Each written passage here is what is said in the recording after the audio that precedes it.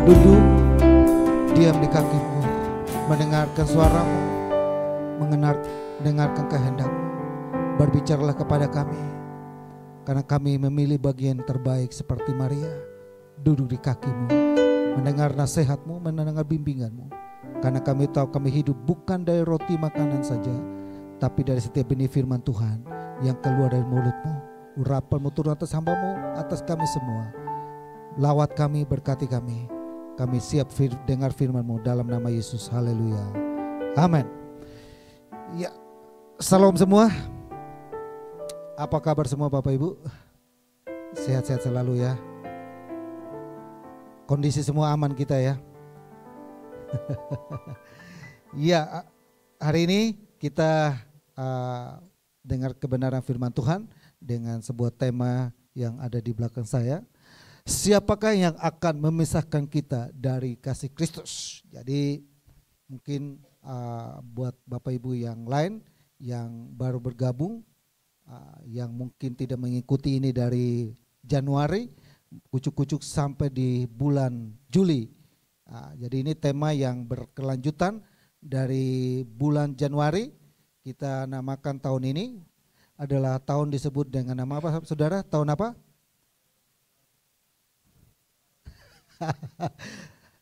Tahun APK, tahun Allah di pihak kita. Jadi tahun adalah 2023.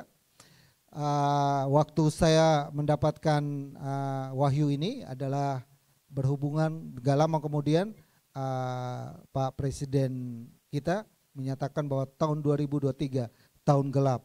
Jadi tidak satu kebetulan, dalam kegelapan itu kita tetap melihat ada terang. Amin.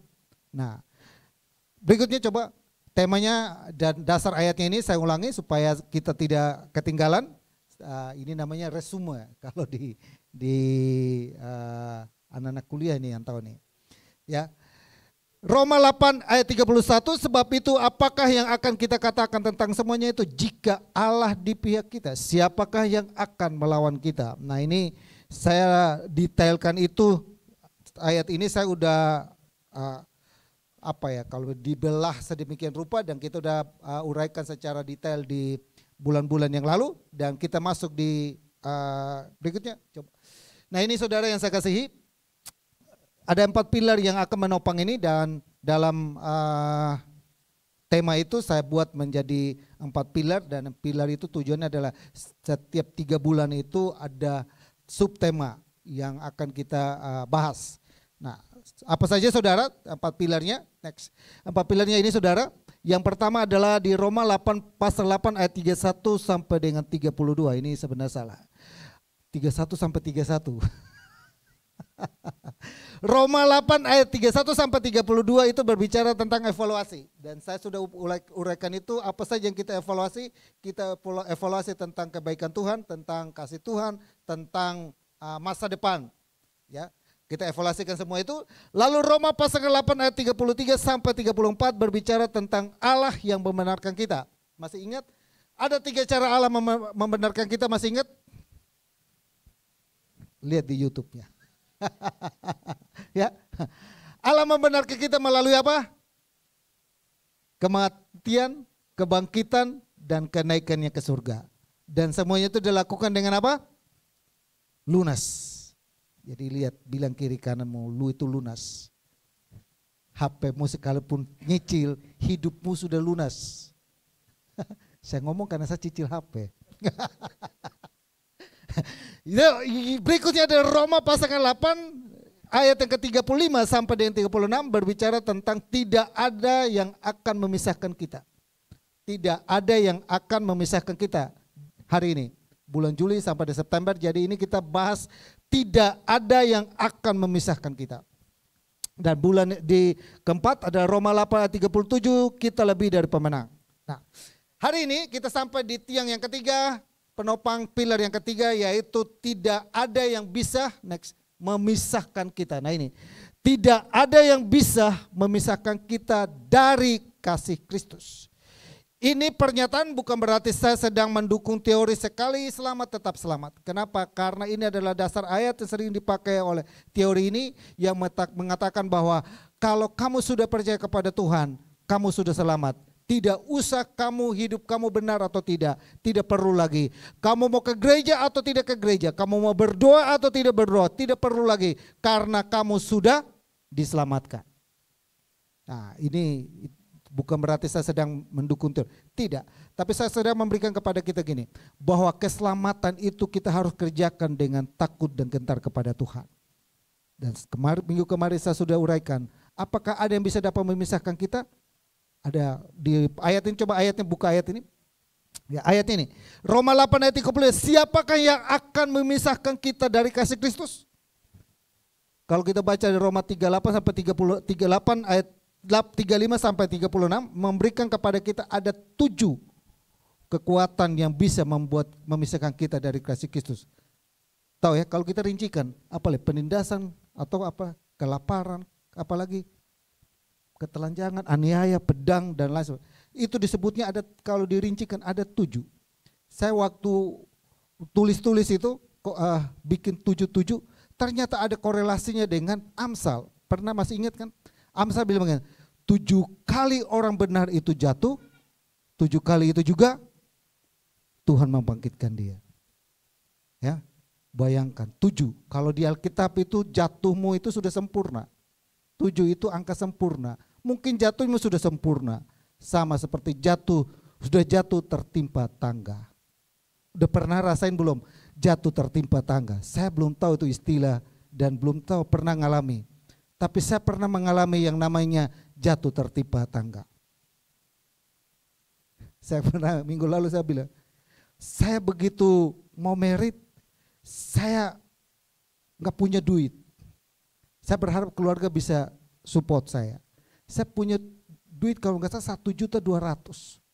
Lalu saya minta tolong kepada ponakan saya, karena saya orang asing di Jakarta.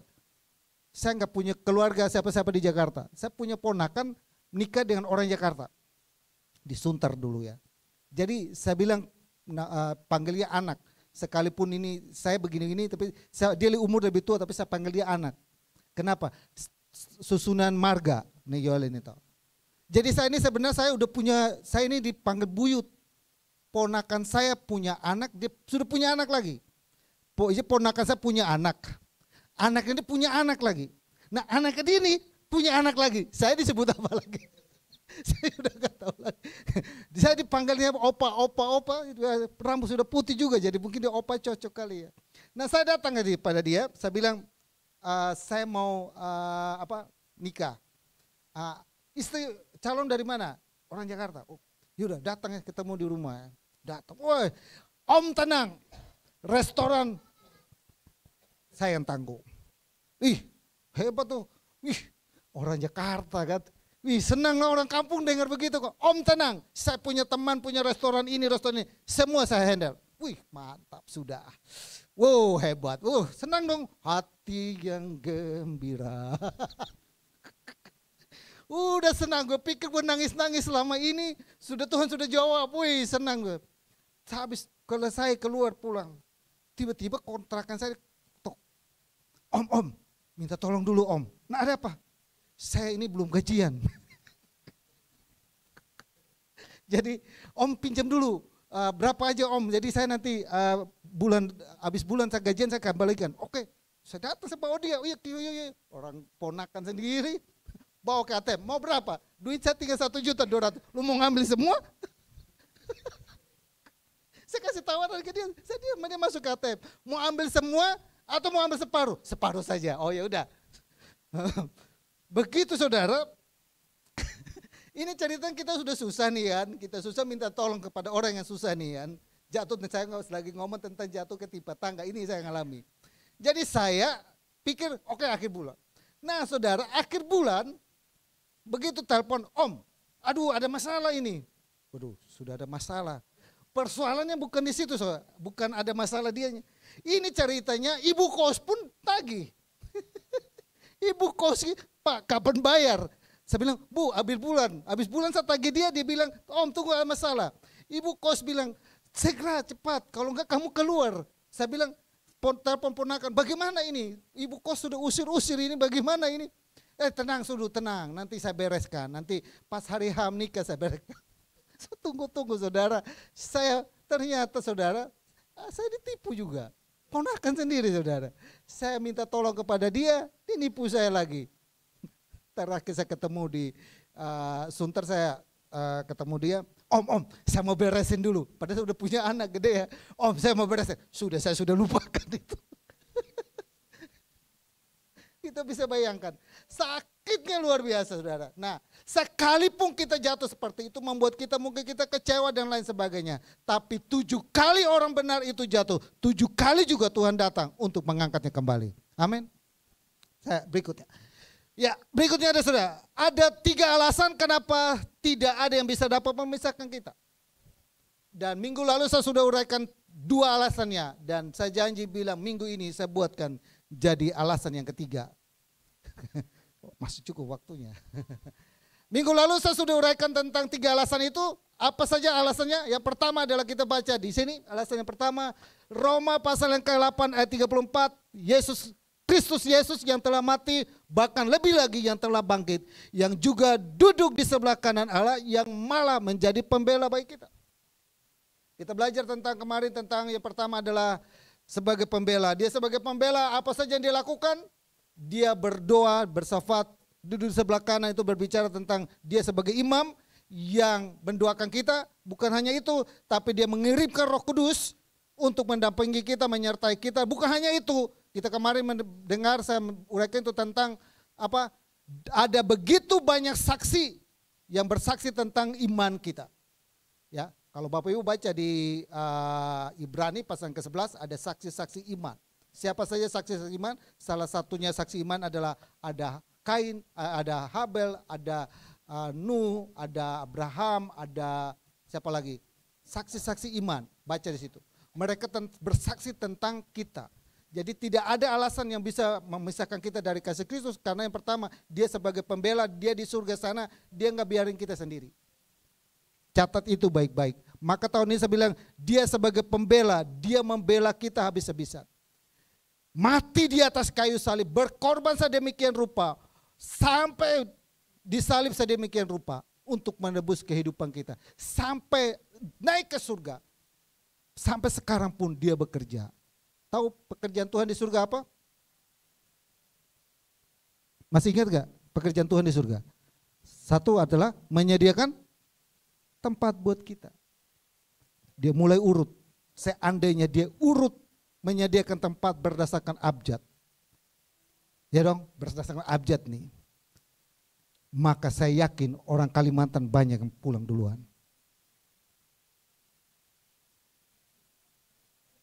Afui ya. Kalimantan ya? Afui. Ya dong? Akem.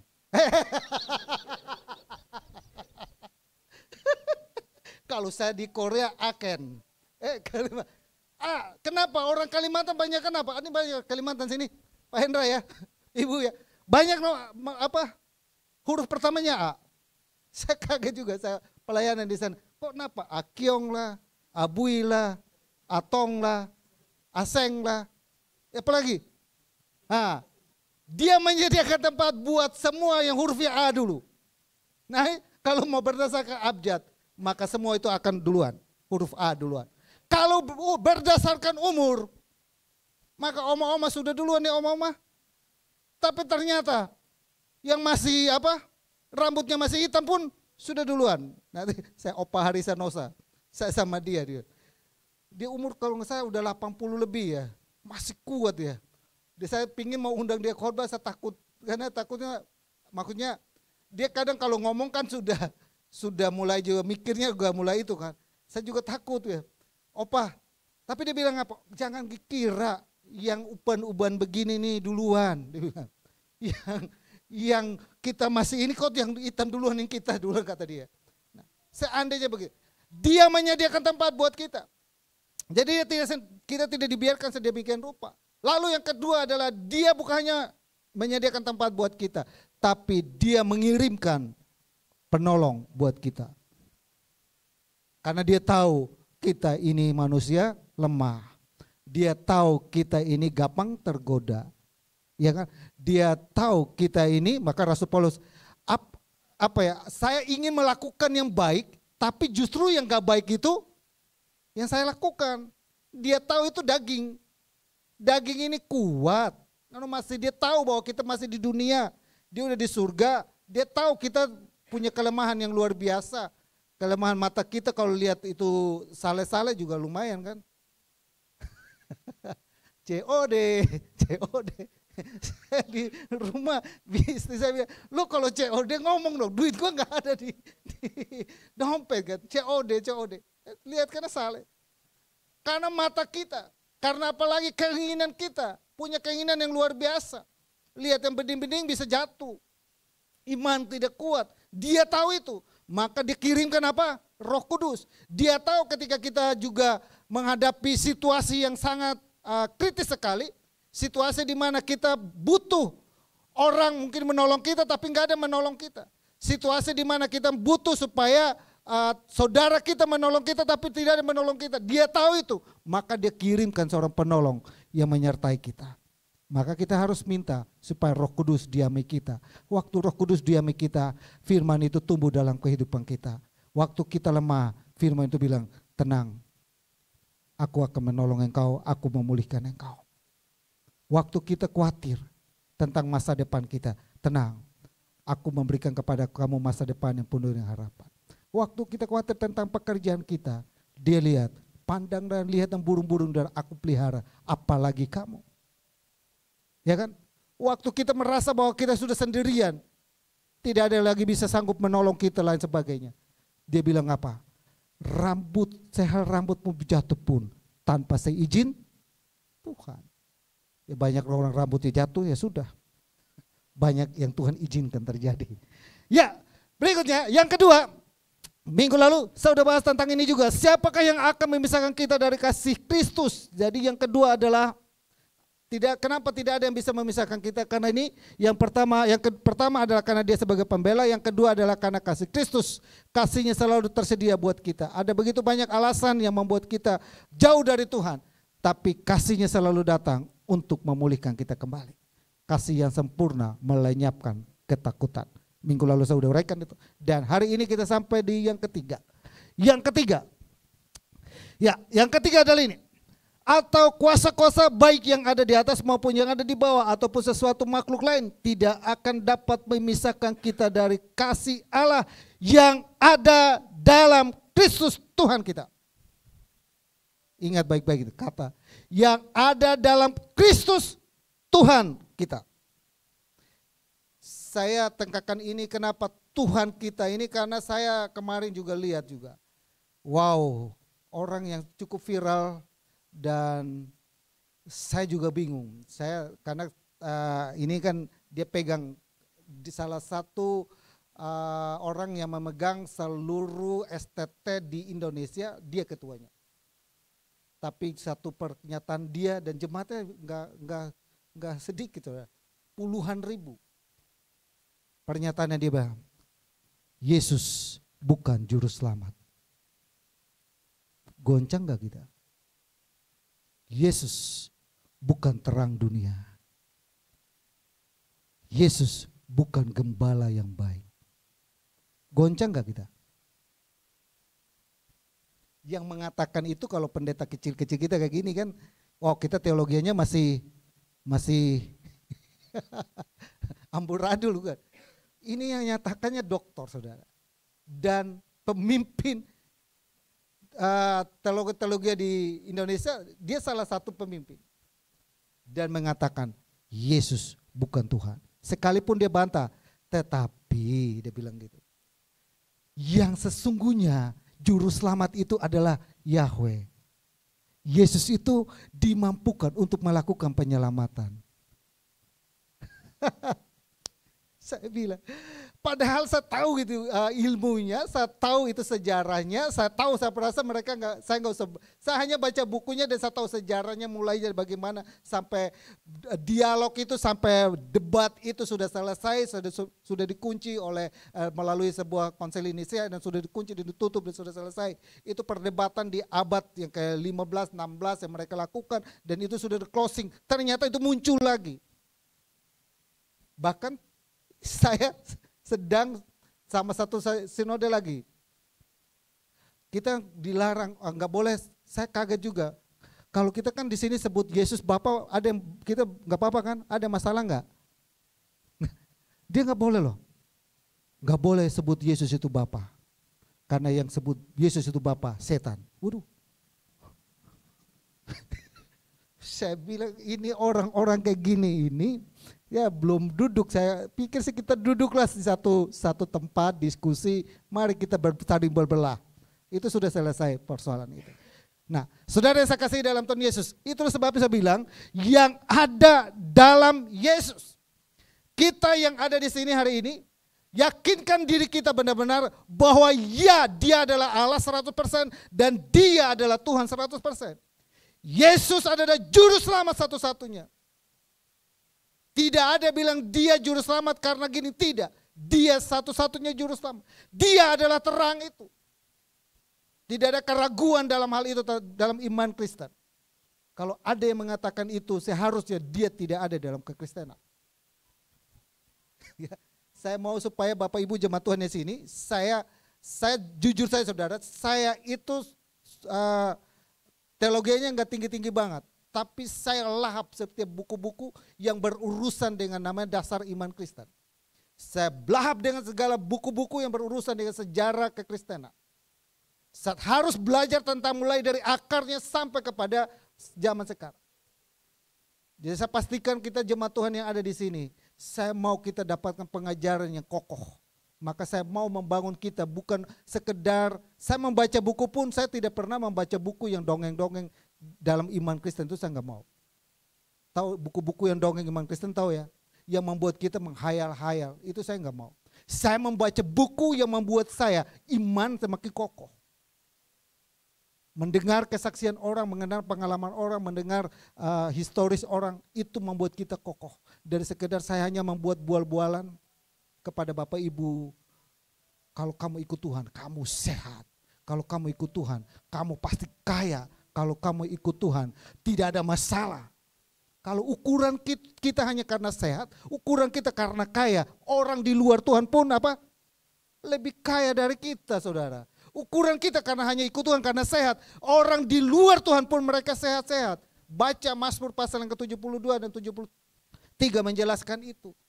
Dia bilang apa? Hampir saja saya tinggalkan Tuhan, Bani Asaf. Hampir saya lupakan Tuhan. Kenapa? Saya cemburu kepada mereka yang di luar Tuhan. Kenapa? Mereka tidak mengenal Tuhan. Mereka tidak takut kepada Tuhan. Mereka melakukan berbagai macam kejahatan. Hidup mereka beruntung. Hidup mereka sehat. Hidup mereka tidak akan kekurangan. Sedangkan saya yang setia beribadah. Sedangkan saya setia rajin ke gereja. Sedangkan saya berdoa sungguh-sungguh. Makalah makin hari makin susah hidup saya. Tapi dia bilang, setelah saya masuk ke hadirat Tuhan, saya melihat mereka yang di luar sana ternyata Tuhan taruh mereka di tempat yang licin. Dan mereka menuju kepada jurang maut. Di situ baru Tuhan buka dia, baru dia sadar. Ternyata sekarang ini saya baru tahu, hidup saya sekalipun susah, Tuhan tetap membela saya. Amin. Kedua, berikutnya. Kenapa harus ya di dalam Yesus? Kenapa kita itu harus di dalam Yesus? Nanti bulan depan saya mau bikin begini. Kenapa kita harus di dalam Yesus dan bagaimana supaya saya itu ada di dalam Yesus? Nah, hari ini yang kita bahas, minggu ini kita bahas kenapa saya harus ada di dalam Yesus. Bagaimana bulan depan kita bahas tentang bagaimana supaya saya itu ada di dalam Yesus. Hari ini pentingnya kita ada di dalam Yesus. Ya, saya sedang ngomong dengan orang yang semua ada di dalam Yesus ini, ya kan? Gak mungkin ya. Yang ada nggak yang ada dalam Yesus ada di sini? Gak mungkin kan? Pentingnya kita kayak ada di sini apa untungnya kita ada di sini? Nah, ini harus kita tahu dulu. Lalu bulan depan kita belajar tentang bagaimana supaya saya itu ada di sini. Ya. Nangkap ya Bapak Ibu ya, saya mau supaya kita nangkap satu wahyu Tuhan di dalam firman Tuhan di tahun ini. Nah, yang pertama adalah berikutnya, baca di ayat ini. Kenapa kita harus ada dalam Yesus? Yohanes pasal ke-15 ayat 4 memberikan jawaban itu kepada kita. Berkata demikian, tinggallah di dalam aku dan aku di dalam kamu. Sama seperti ranting tidak dapat berbuah dari dirinya sendiri kalau ia tidak tinggal pada pokok anggur. Demikian juga kamu tidak berbuah jika kamu tidak tinggal di dalam aku. Kenapa kita itu harus ada di dalam Yesus? Jawabannya apa saudara? Ini bukan karang-karang Pak Pendeta. Ini Alkitab sendiri memberikan kita jawaban. Jawaban ini. Saya mau mengajak kita begini saudara. Kita itu supaya gini, kita kalau belajar untuk sesuatu, biarkanlah Alkitab itu menjawab pertanyaan kita. Itu lebih mendasar. Dan saya tidak pernah membuat tafsiran yang berdasarkan kemauan saya. Tapi tafsiran itu berdasarkan ayat itu sendiri yang memberitahukan itu kepada kita. Saya dengan teman saya lagi upayakan dia untuk coba ulang tahun gereja, dia pembicara di sini. Itu orang eksegesa yang luar biasa. Seorang guru homiletik yang luar biasa. Bagaimana dia memilah-milah, membeda-beda ayat-ayat demi ayat. Dan dia tidak pernah, saya perhatikan, dia selalu membiarkan ayat itu menafsirkan kembali ayatnya. Dan saya tadi ungkapkan, Roma pasal ke-8 ayat, apakah ada yang bisa membedakan? Tidak ada yang bisa. Kenapa tidak ada yang bisa membedakan? Karena kita ada dalam Yesus. Nah, kenapa kita harus ada dalam Yesus? Karena ini, kalau kamu di luar Yesus, apa yang kita lakukan? Kamu tidak berbuah jika kamu tidak ada dalam aku. Buah apa saudara? Dalam hidup ini ada begitu banyak buah. Bahkan Alkitab berikan kepada kita ada 9 buah-buah roh. Buah apa? Salah satu buah roh apa? Buah sukacita. Buah damai sejahtera. Buah apa lagi? Buah kesabaran. Buah penguasaan diri. Buah apa lagi? Kelemah lembutan. Kesetiaan. Itu gampang susah tuh. Buah itu tuh. Buah setia tuh yang lagi pacaran itu tuh. Itu buah setia itu perlu banget. Iya dong. Iya dong. Nah, itu kamu dapatnya di mana? Itu dapatnya ke waktu kamu ada di dalam Yesus. Maka kan Yesus bilang, akulah pokok anggur itu, dia menjelaskan itu. Kapan kita sabar? Ketika kita tidak sabar, jangan-jangan kita koreksi. Saya ada di dalam Tuhan atau saya sedang ada di pinggirnya. Iya dong? Yang lagi-lagi emosinya kuat, tinggi banget. Senggol sedikit emosi. Iya dong? Tapi ingat juga, buat yang wanita-wanita, jangan dikira sedikit-sedikit dia emosi itu karena dia di luar Tuhan. Enggak juga. Karena lagi datang apa? Iya dong. Saya kemarin kelas pratika saya selalu bilang, kenapa hotel berbintang 5 itu? Saya tahu itu waktu saya ada dulu mati nikah di Jawa Marriott. Kan saya ngobrol dengan GM sama apa segala, ngobrol. Terus saya tanya, sini ada enggak yang kokinya cewek? Oh Pak, hotel berbintang 5 mana ada koki cewek Pak? Saya tanya gitu kan. Karena penasaran juga kan. Kalau di iklan-iklan kan yang tukang masak sebenarnya apa? Ibu-ibu kan. Mana ada tukang masak cowok-cowok? Kan enggak kan? Tapi hotel berbintang 5 pakai koki yang itu apa? Pakai cowok. Kenapa? Karena lebih, Kevin tahu ya, lebih stabil. Kenapa? Saya sama istri saudara, kita hampir 5 tahun itu ribut melulu. Kenapa? Tadinya senyum-senyum, senang-senang, happy-happy, tiba-tiba dalam sekejap, amalulu, waduh. Ada apa gua? Salah apa gua? Ngomong apa aja salah, ngomong apa aja, kenapa ya? Apa ya? Baru kita tahu saudara, 5 tahun baru tahu. Jadi saya mau ngomong kepada yang baru menikah, kalau cewekmu lagi ngambak, nanya dulu, jangan lu balas dulu, nanya dulu. Jangan lu juga ikut sewot lu. Saya dulu kan ikut saudara, saya kan gak tahu ini barang. Karena saya juga gak diajarin itu kan, jadi saya juga gak tahu, jadi saya ikut sewot. Apa lu? Lu gak tahu ini Timor ini, lu tahu? Lu jual gua beli. Ketemu dia mama mertua, apa lu Kem? Kem jual saya juga beli. Keluar goloknya. Oh. Nah, saudara, kalau kita ada dalam Tuhan saudara, Emosi kita itu bisa terkendali. Amin ya. Emosi kita itu bisa terkendali. Ya, senggol sedikit, ya udah sabar. Ya dong. Tiba-tiba diserobotin. Kemarin kan viral kan, gara-garanya cuma apa saudara? Dia gara-garanya cuma diserobotin doang di depan dia mau ini tuh serobotin gini, ribut tuh petenteng apa? Pistol. Apa lu? Tau nggak siapa saya ini? Udah, todong viral, masuk penjara. Itu gara-gara apa? Enggak sabar. Kenapa? Karena jangan-jangan dia sudah keluar dari jalurnya Tuhan. Tuhan mau kita ada di dalam jalurnya dia.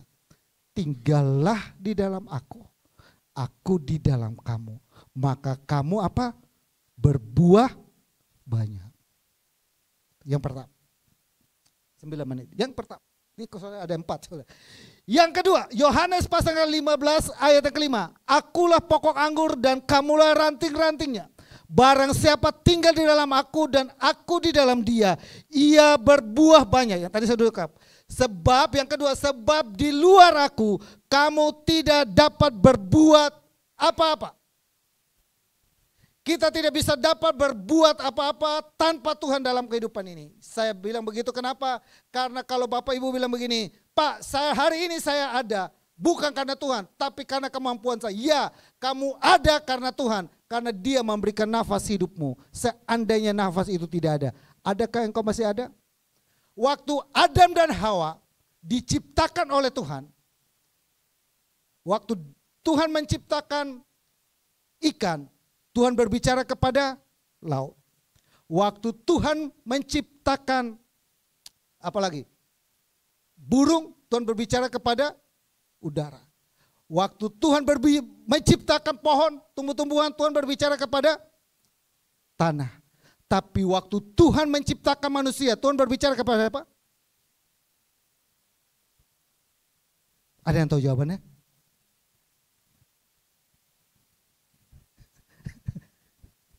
Coba kasih jawaban dulu, biar kita dua arah sedikit lah.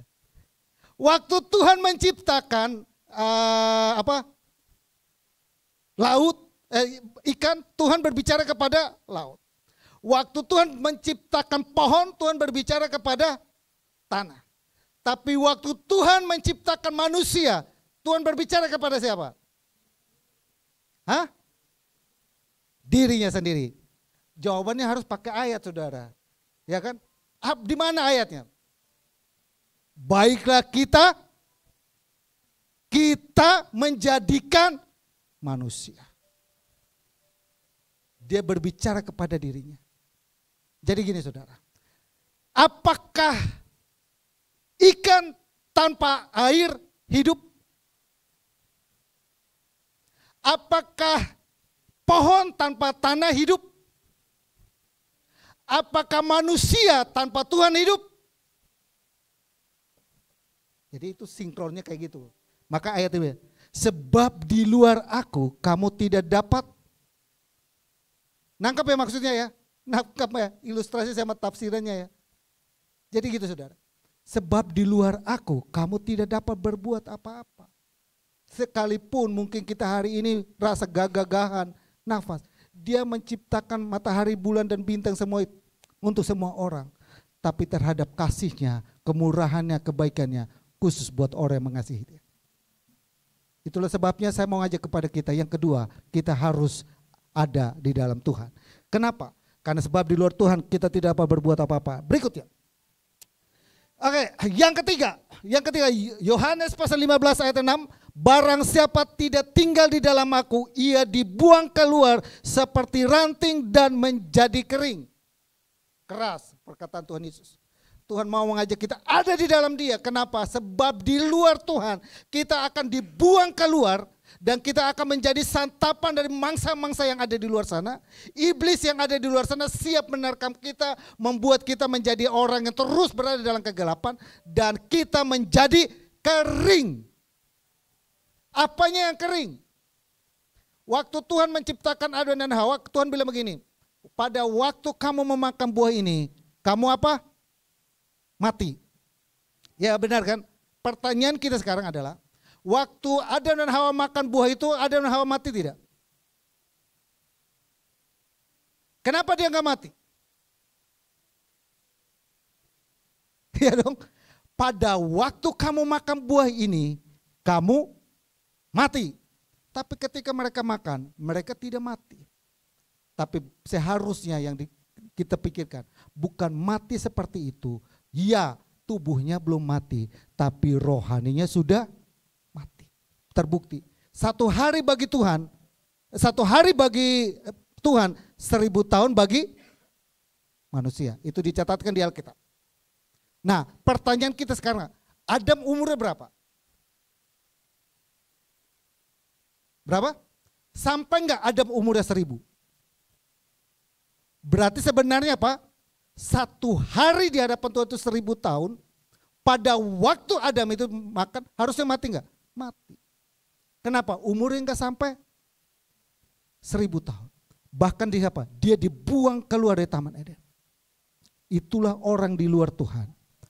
Kita dibuang keluar dan kita menjadi kering. Kering apa saudara? Kering berkat Tuhan. Kering apa lagi? Kering persekutuan dengan Tuhan. Kering apa lagi? Kering apalagi hubungan kita dengan Tuhan sudah mulai terganggu. Itulah sebabnya saya mengajak kita sama-sama kembali kita ada dalam Tuhan. Lalu yang ketiga, yang keempat. Yang terakhir. Kenapa kita harus ada dalam Tuhan? Yohanes 15 ayat 17. Jikalau kamu tinggal dalam aku dan firmanku tinggal dalam kamu, mintalah. Ini saudara. Jadi kenapa kita itu pentingnya kita ada dalam Tuhan? Karena doa-doa kita itu didengar oleh Tuhan. Tuhan mendengar setiap seruan doa kita. Kata kunci dalam Tuhan itu apa? Dalam nama Tuhan Yesus. Itu kata kunci saudara. Doamu apapun kita minta harus dilandasi dengan dalam nama Tuhan Yesus. Maka itu kata kuncinya situ saudara. Dalam nama Tuhan Yesus. Saya berdoa, saya meminta. Maka Tuhan melakukannya. Amin ya. Jemaat Double C, kita sama-sama memperhatikan renungan firman Tuhan hari ini. Kita harus tetap ada di dalam Yesus. Kenapa kita harus tinggal di dalam Tuhan? Karena Tuhan, di luar Tuhan kita menjadi kering, di luar Tuhan kita tidak bisa berbuat apa-apa, di luar Tuhan doa kita tidak dijawab, di luar Tuhan apalagi? Tidak berbuah. Amin. Mau berbuah, mau bertumbuh, mau berkembang, mau diberkati, ada dalam Tuhan. Bulan depan kita coba untuk bagaimana caranya Pak, supaya saya itu terhisap di dalam Yesus. Saya sebenarnya saudara, saya ringan-ringan, tapi saya ingin supaya Bapak Ibu ikut alurnya step by step, kita nangkap maksud Tuhan. Kenapa? Karena ini perenungannya, saya renungkan firman Tuhan, itu saya enggak sekedar renungkan, oh saya asal comot ayat ini gini-gini, jadi enggak. Tapi itu melalui ilham, dan harus duduk doa dan dengar Tuhan, baru kamu dapat ilham. Maka sering, kok kamu belum selesai? Karena saya belum dapat. Kok kamu besok kita tinggal, besok kamu tinggal, kan belum dapat. Kenapa? Sepanjang minggu itu saya renungkan terus. Sepanjang bulan itu saya renungkan terus apa yang saya mau sampaikan. Dan setiap jalan pengemandangan yang ada saya Tuhan perlihatkan semua makna-makna itu keluar biar supaya saya bisa memahami maksudmu. Tidak ada yang bisa memisahkan kita dari kasih Kristus. Amin. Tuhan memberkati.